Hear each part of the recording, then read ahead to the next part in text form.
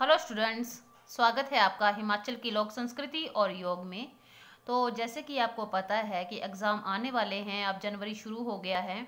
तो मेरे पास ये क्वेश्चन पेपर है 2020 मार्च का एनुअल एग्ज़ाम का है। तो मैं आपको पैटर्न दिखा दूंगी आज इसमें कि कैसे कैसे पेपर आता है आपको किस तरीके से करना होता है। 3 घंटे का आपको समय मिलता है और 85 मार्क्स का पेपर होता है। 15 मार्क्स जो होते हैं वो आपको टीचर देते हैं। तो ये क्वेश्चन पेपर है, इसको मैं सॉल्व भी करूंगी।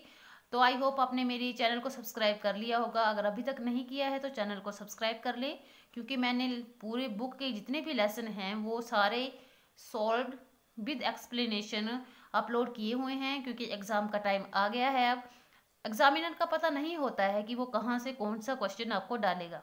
तो आपने बुक को अच्छे से रीड कर लेना है और साथ में आप वीडियोस को देखिए, वहाँ पर आप जो है बिल्कुल इजीली सिंपल तरीके से समझ जाएंगे। तो इसका फर्स्ट क्वेश्चन जो आता है वो फिलिप्स का होता है, 10 मार्क्स का होता है। तो इसका जो 10 फिलअप करने हैं आपने वो 10 मार्क्स के होंगे। तो इसका फर्स्ट फिलअप है कि डैश ईस्वी में फिरोज शाह तुगलक ने नगरकोट पर हमला किया। तो आपको ऑप्शन भी आएंगे, इसमें मैंने जैसे टिक किया हुआ है कि एक है 1365 और दूसरा है 1316। तो कब किया था? 1365 ईस्वी में फिरोज शाह तुगलक ने नगरकोट पर हमला किया था। अब आपको पता होना चाहिए कि नगरकोट जो है, कांगड़ा को ही नगरकोट कहा जाता है। सेकंड फिलअप है आपका कि हिमाचल प्रदेश में मुख्यतः डैश धर्म के लोग बसते हैं। तो आपको पता होना चाहिए कि हिमाचल प्रदेश में मुख्यतः हिंदू धर्म के लोग होते हैं। किन्नौर में भूत प्रेतों को भगाने हेतु डैश का आयोजन होता है। तो किसका होता है? थाथा का। पर्यावरण संरक्षण के लिए हमें डैश के मूल मंत्र पर आचरण करना चाहिए। तो कौन है वो? 3R है। ठीक है। सूर्य नमस्कार की कितनी स्थितियां होती हैं? तो 12 स्थितियां होती हैं। भारत की डैश नदी को सबसे पवित्र माना जाता है। तो कौन है वो? गंगा। अष्टांग योग का चौथा अंग डैश है। तो अष्टांग योग का चौथा अंग प्राणायाम है। यम जो है उसका पहला अंग है। फिर आपका नेक्स्ट है कि गरुड़ासन में शरीर को डैश पक्षी की भांति बनाना पड़ता है। तो गरुड़ासन मतलब गरुड़, गरुड़ या उल्लू। तो किसकी तरह? गरुड़, क्योंकि गरुड़ासन में ही नाम आ रहा है। रेचक का अर्थ डैश होता है। तो नाक से श्वास बाहर निकालना। रेचक का अर्थ होता है नाक से सांस बाहर निकालना और सांस अंदर खींचना होता है कुंभक। कर्ण पीड़ा आसन में से दूर होता है। कर्ण होता है आपका कान, ध्यान रखना है आपने। तो कान से रिलेटेड कौन सी बीमारी होगी? सिर दर्द या बहरापन। तो कौन सी होगी? बहरापन। तो कर्ण पीड़ आसन से बहरापन दूर होता है। तो ये आपके 10 नंबर के फिलअप्स हैं। अगर आपने अच्छे से पढ़े होंगे तो 10 मार्क्स जो हैं आपके कोई नहीं काट सकता है। अब हम सेकंड क्वेश्चन करते हैं इसका। सेकंड क्वेश्चन है गलत और सही का चयन कीजिए। मतलब आपने हाँ और नहीं में ही आपने टिक करना है। तो 2001 की जनगणना के अनुसार हिमाचल की साक्षरता दर लगभग 77% हो गई। तो हाँ या ना? हाँ, 2001 में जो हिमाचल की साक्षरता दर थी वो 77% हो गई थी। संस्कृति शब्द का शाब्दिक अर्थ है संस्कार करना। तो बिल्कुल सही है, संस्कृति का शाब्दिक अर्थ ही संस्कार करना है या सुधारना।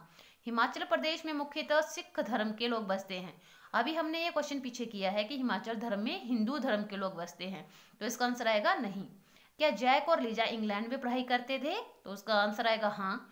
बाढ़ की स्थिति में पानी को उबाल कर पीना चाहिए। तो जी बिल्कुल पीना चाहिए। सुंदरनगर में 1935 में कौमी तिरंगा फहराया गया। तो इसका आंसर आएगा नहीं। कब फहराया गया था? 1945 में सुंदरनगर में कौमी तिरंगा फहराया गया था। नेक्स्ट है कि क्या प्राणायाम योग अष्टांग योग का तीसरा अंग है? तो इसका आंसर है नहीं। प्राणायाम जो है योग का तीसरा अंग नहीं है, चौथा अंग है। मानव शरीर में मुख्यतः 5 प्राण होते हैं। तो इसका आंसर है हाँ, 5 प्राण होते हैं और 5 उप प्राण होते हैं। मुर्गे की आकृति वाले आसन को गरुड़ासन कहते हैं। तो नहीं, मुर्गे की आकृति के आसन को कुकुटासन कहते हैं। कुंभक 2 प्रकार का होता है। हाँ, कुंभक 2 प्रकार का होता है। कौन कौन सा? आंतरिक कुंभक और बाह्य कुंभक। तो ये दूसरा क्वेश्चन भी हमारा 10 मार्क्स का ही था। इसमें हमने टिक क्रॉस करना होता है हाँ या ना पे। पर आपको जो है कंफर्म होना चाहिए। आप उसको बार बार इरेज नहीं कर सकते हैं कि आपने एक बार हाँ किया और उसके बाद आप उसको कट करके नहीं कर रहे हैं। तो टीचर को पता होता है, जो भी चेकर होता है कि बच्चे ने चीटिंग की है, इसलिए जो भी आपने आंसर राइट करना है वो एक्यूरेट करना है और सोच समझ कर करना है। अब हम इसका थर्ड क्वेश्चन करेंगे, वो भी 10 नंबर का ही है। तो ये है हमारा मैच करेक्टली, सही मिलान कीजिए, 10 मार्क्स का होगा ये। तो आपने अगर बुक पढ़ी होगी, इसके लिए बुक पढ़ना बहुत जरूरी है, क्योंकि यहाँ पर जो भी क्वेश्चन आते हैं वो मैक्सिमम बुक से ही आते हैं। तो वजीर राम सिंह पठानिया ने अंग्रेजों से टक्कर ली थी, तो आपको पता होना चाहिए कि 1845 में वजीर राम सिंह ने अंग्रेजों से टक्कर ली थी। फिर दूसरा है कि था का आयोजन, ये क्वेश्चन भी सेकंड टाइम रिपीट हुआ है, क्योंकि पहले भी आया था। तो ये कहा कि इसलिए होता है भूतों को भगाने हेतु। फिर जुडिशियल कमिश्नर कौन थे, तो वो थे रॉबर्ट मॉन्टगोमरी। फिर है आपका मंडी प्रजामंडल का गठन कब हुआ, तो वो हुआ था आपका 1936 को। पहाड़ी गांधी, आपको पता होना चाहिए कि बाबा कांशीराम को पहाड़ी गांधी कहा जाता है। समझौता आंदोलन, तो समझौता आंदोलन कब हुआ था आपका, वो हुआ था आपका 1942 में।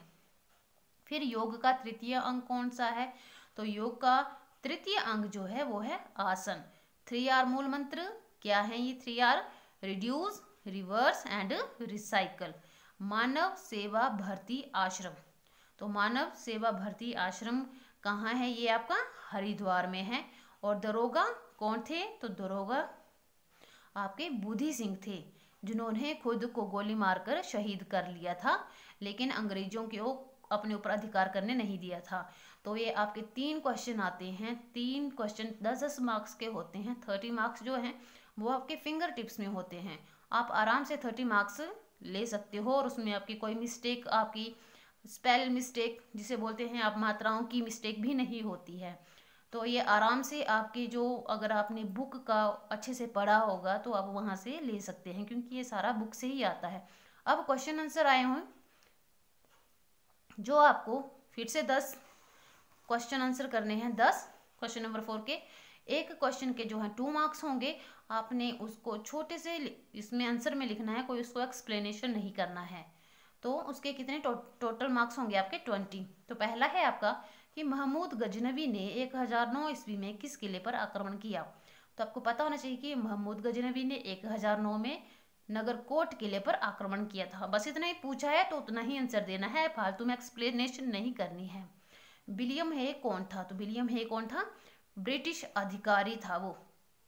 संस्कृति कितने प्रकार की होती है, तो संस्कृति 2 प्रकार की होती है, कौन कौन सी, वैदिक और लौकिक।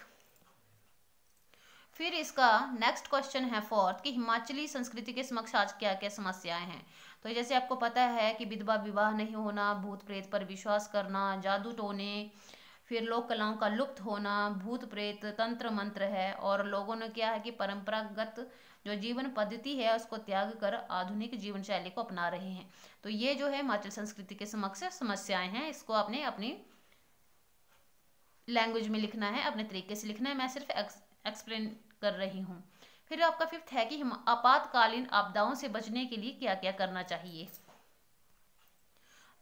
तो इसका आंसर होगा कि आपातकालीन आपदाओं से बचने के लिए अपने आसपास के खतरों के कारणों की सूची बनानी चाहिए, नज़दीकी अस्पताल, पुलिस स्टेशन, डॉक्टर, दवाई विक्रेता के नंबर लिख लेने चाहिए, स्कूल और सार्वजनिक इमारतों के आसपास कूड़ा करकट या घास आदि नहीं इकट्ठी करनी चाहिए।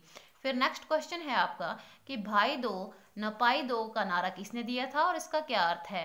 तो आपको पता होना चाहिए कि भाई दो न पाई दो का जो नारा था वो पंडित पद्म देव ने दिया था। और क्यों दिया था, जब सविनय अवज्ञा आंदोलन चला हुआ था, और इसमें जो था इसका अर्थ था कि भाई दो मतलब फौज में ना अपने भाइयों को भर्ती करो, और ना ही पाई मतलब पैसा, युद्ध के लिए चंदा दो। फिर है आपका नेक्स्ट क्वेश्चन कि प्राणायाम की उपयोगिता बताएं। ऐसे तो प्राणायाम का जो क्वेश्चन है उसका आंसर बहुत लेंथी है, लेकिन ये 2 मार्क्स का है तो आपने उसी हिसाब से लिखना है कि प्राणायाम जो है वो शरीर व मन दोनों की शुद्धि करता है, इससे स्मरण शक्ति में वृद्धि होती है। प्राणायाम से रक्त संचार संस्थान जो हैं वो सुदृढ़ होते हैं। थकावट दूर करने सहित यह व्यक्ति को सांस तथा गले संबंधी रोगों को दूर करने के लिए भी प्राणायाम जो है वो बहुत लाभकारी होता है। फिर नेक्स्ट कि 5 उपप्राणों के नाम लिखें।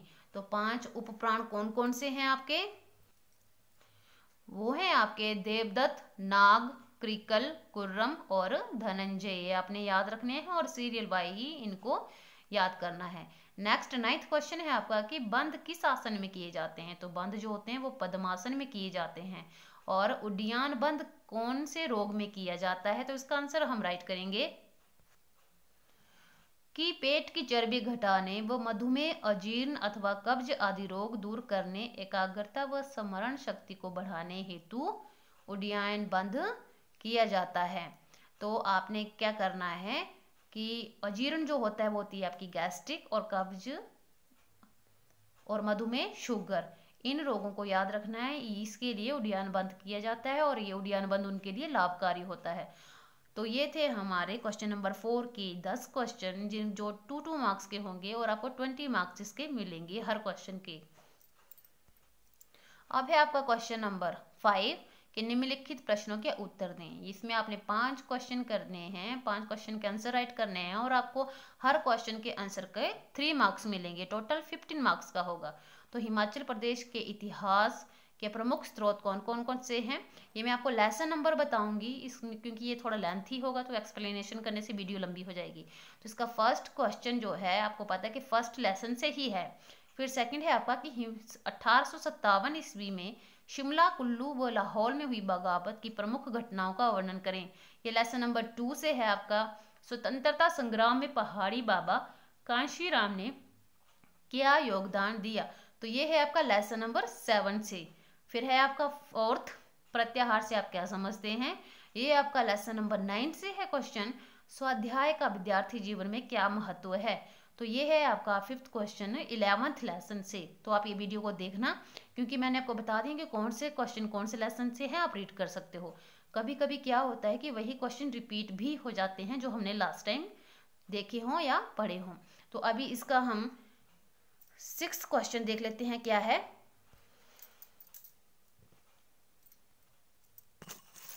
6th क्वेश्चन है कि निम्नलिखित प्रश्नों का विस्तार से उत्तर दीजिए। मतलब कि आपको इसमें काफ़ी एक्सप्लेनेशन करके लिखना है, तभी आपको 5 मार्क्स मिलेंगे हर क्वेश्चन के लिए। आपको टोटल 4 क्वेश्चन करने हैं और आपको दिए होंगे 8 क्वेश्चन। मतलब कि आपने 2 क्वेश्चनों में से एक को करना है जो आपको इजीली आता हो। तो इसका फर्स्ट है कि हिमाचल प्रदेश के इतिहास में मुगल बादशाहों की भूमिका स्पष्ट करें और उनके प्रभाव व आक्रमणों का संक्षिप्त वर्णन करें। तो ये जो आपका पहला क्वेश्चन है ये है आपका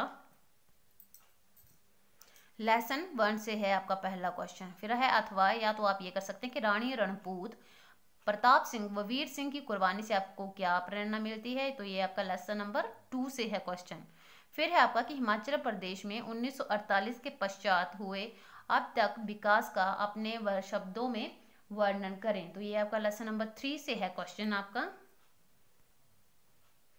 फिर सेकंड का ही जो पार्ट है दूसरा, हिमाचल प्रदेश की देव संस्कृति अनूठी व अलौकिक है, इस विषय पर विस्तृत चर्चा कीजिए। ये आपका लेसन नंबर 4 से है क्वेश्चन। फिर आपका क्वेश्चन नंबर 3, पर्यावरण संरक्षण हेतु आवश्यक कदम विषय पर 100 शब्दों में अपने विचार रखें। ये लेसन नंबर 6 का है। ये बहुत ही इंपॉर्टेंट लेसन है, ये सारी बुक में बहुत अच्छा लेसन है, और साथ में लेसन नंबर 7 भी। तो ये पर्यावरण संरक्षण हेतु ये आपका लेसन नंबर 6 से आता है। और ऑप्शन में आपको जब दूसरा क्वेश्चन दिया होगा कि हिमाचल प्रदेश के स्वतंत्रता संग्राम में प्रजामंडल और समझौता आंदोलन की क्या महत्ता है, तो ये लेसन नंबर 7 से है। लेसन नंबर 6 और 7 से मैक्सिमम क्वेश्चन जो हैं वो पेपर्स में आते हैं। और इस क्वेश्चन पेपर का लास्ट क्वेश्चन है कि मुर्गे की आकृति वाले आसन का नाम लिखें, इसकी विधि व लाभ बताएं। तो याद रखना है कि मुर्गे की आकृति वाला आसन जो होता है वो कुक्कुटासन होता है, ठीक है। और उसको लिखने का तरीका भी होता है कुक्कुटा आसन। और इसके ऑप्शन में आप कर सकते हैं कि 5 उपप्राणों के स्थान व कार्यों का वर्णन करें। तो मुर्गे की आकृति वाला जो लेसन है वो 10th है और 5 उपप्राणों वाले के लेसन का 11 है। तो आराम से जो है वो आप इन क्वेश्चनों को ढूंढ सकते हैं और कर सकते हैं। तो ये था हमारा 2020 मार्च का क्वेश्चन पेपर लोक संस्कृति का। आई होप कि आपको पैटर्न मिल गया होगा। और अभी भी अगर सब्सक्राइब नहीं किया है तो मेरे चैनल को सब्सक्राइब कर लें, क्योंकि मैं इंपॉर्टेंट क्वेश्चन जो हैं वो और भी अपलोड करूँगी, ताकि आपको आपकी एजुकेशन में, स्टडी में कोई प्रॉब्लम ना हो, क्योंकि स्कूल अभी तक लगे नहीं हैं, तो आपको घर से ही अपने बेस पर ही स्टडी करनी है। तो स्टूडेंट, ये आपका टाइम जो है अभी बहुत बहुत मेहनत करने वाला है, क्योंकि जनवरी शुरू हो गया है और आपके पास सिर्फ 2 ही महीने रहे हैं अगर देखा जाए रेगुलर एग्ज़ाम लगने का। बाकी जो गवर्नमेंट जो गाइडलाइन जारी करेगी उसके बेस पर ही आपके पेपर होंगे। तो ध्यान रखें अपनी स्टडी में, क्योंकि टाइम जो है वो वापस नहीं आता है, तो अपनी स्टडी को रेगुलर रखें। तो हैप्पी न्यू ईयर आप सबको, अच्छे से पढ़ाई करें और आई होप आपका ये साल बहुत अच्छे से बीते। Thank you, thanks for watching, have a good day.